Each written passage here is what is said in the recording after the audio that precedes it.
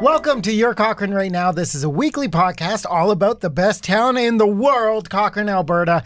And Lauren, there has been so much stuff happening. We have Netflix here in town. There was a huge grass fire. School's moving, but let's just start from the top. Gord Bamford, Friday night. We were there. One heck of a show. It was amazing. It was amazing for a million reasons. Just because we got we hosted it. Yes. Obviously. Yeah.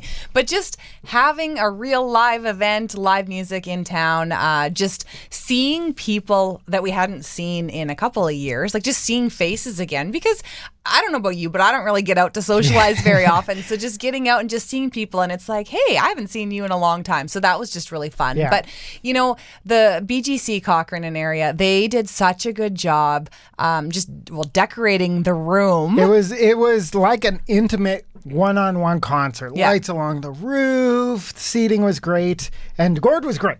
Yeah, Gord's fantastic. always awesome. We knew all of his songs. But the best part was his band actually was like, we're partying with you guys all night. So Gord did his like hour and a half set. And he was like, thanks, Cochrane. And his band came back up. And I think they played till 2 a.m. Yeah, I left before 2 a.m. because then at that point I would have been up for 24 hours. Yes. And that's a little too late for me. But I think Candace and Noel shut the place down. Oh, yeah. I heard they were asked to leave. Like, hey, guys, we are locking the doors. And that just shows They were you stacking chairs. How much we've been missing shows like this and events like this. And I'm just hoping it's the start of a long string of live music, of people gathering again and just having a ton of fun here. Well, and I think you and I felt pretty special and pretty important that evening too. And just because, again, we don't get to get out there and see people, but I got a bit of a run-in in the washroom. A lady, remember the story? I had a run-in the washroom. Exactly. No, it was cool. Yeah. She got a selfie with me. She's like, hey, I listen to you on the radio all the time. Can I grab a selfie? And You're famous. I know. Well, you had a similar experience. I also ran into Gord, not Bamford, but Gord stopped me in the washroom, shook my hand. Hopefully he washed his hands. But he said, I love listening to you guys. And Gord Bamford himself gave us a shout out because he's like, oh, this song's not played on the radio very much except for here in Cochrane. Woo! And I remember I screamed so loud, you turned around and you were like, did you have to be that loud? I screamed too, but I think I heard you over top of my scream.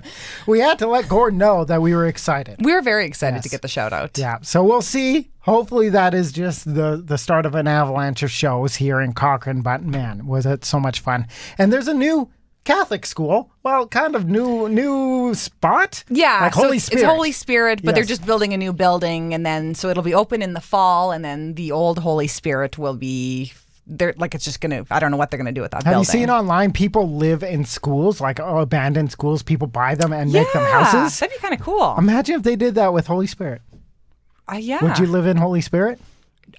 It'd be kind of cool. Like think about like if you were a kid having like the gym as your bedroom or something, or like you're riding your bike around the halls. Yeah, but as a mom, imagine being like, supper time, supper. Right? You have like the intercom, like, yeah.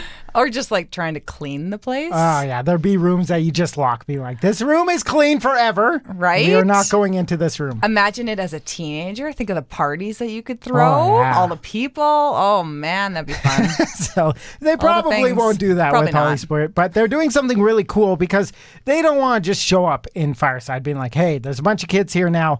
We're Holy Spirit. They're actually putting in the effort and going up and introducing themselves to the neighborhood in a really cool way by handing out Easter gifts. Yeah, really cool. So they did this yesterday, and it's probably picked the worst day as far as the weather goes. It was cold. It was snowy and blowy. With the wind chill, it was like minus 20 something, which is crazy for the middle of April. But they did all this, and there was like 200 and some kids who did this. And it's kind of funny because I knew this was happening, but I'm also on some of the community pages, like Facebook pages, and I could see people in Fireside being completely surprised, and they were thanking the students for doing this, and they really appreciated that. Oh, yeah, right? You get a knock at the door, and it's just a little guy or gal being like, here you go, welcome to the neighborhood, right? Like, that's so much fun. It's such a treat. Now, I got a little bit of a mind switch on me, to be honest. So I saw this story, Lives with Less Plastic reached out and was like, hey, we're doing these T-shirt borrowing bag stations. Mm-hmm.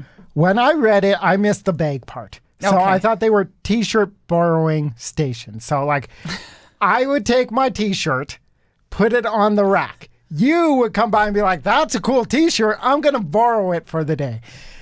And then also take my t-shirt off? Yes. That'd be a little weird. No, but it's so like you're not buying. In my mind, it made a lot of sense. Turns out that's not what was going on. Not the premise of the story. They are actually taking old t-shirts that were donated to the clothesline and that didn't sell instantly, right? Yeah. And they do like 3 little folds and they turn them into reusable bags. So they're popping up at different stores around town. It started in 2019 at 2 Pharmacy.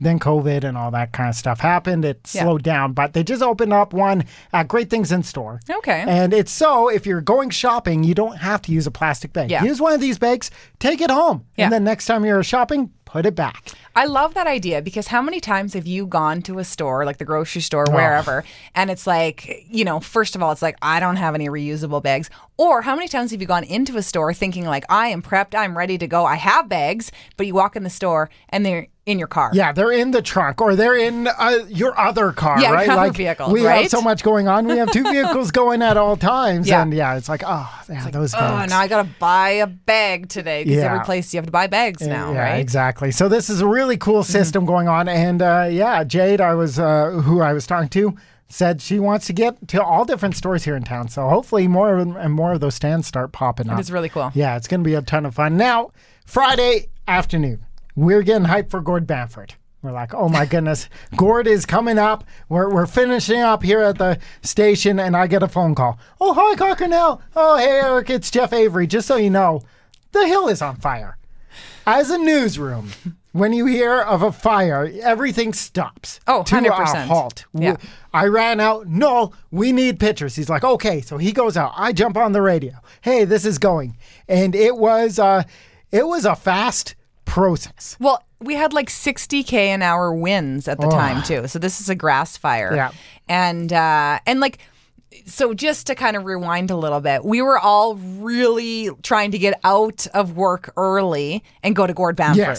Yes. But of course, first of all, it's a Friday, so it's always difficult to get out early on a Friday because that's always when things happen.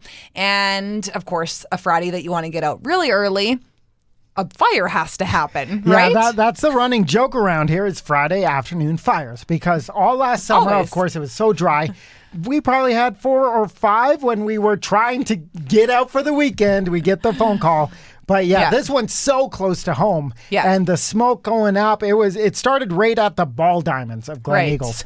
And then it went down. Yeah. And a huge shout out to all, I know Cochrane Fire was there. Rocky View County Fire was there.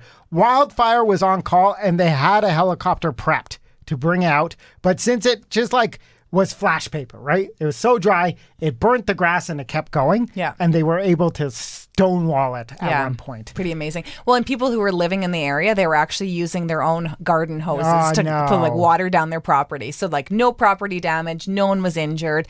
Obviously really fast acting on everybody's part to make sure that there wasn't any damage. So pretty amazing. Just because, it was super, super windy. This could have been catastrophic. Oh yeah. And I ran out back. If we go at the right angle, I can see the hill. So I was watching as Noel was up there and one of the worker bee guys was like, what are you looking at? I was like, the hill's on fire. And he's like, oh yeah, that burns every 3 or 4 years. It's fine. And he just walked away.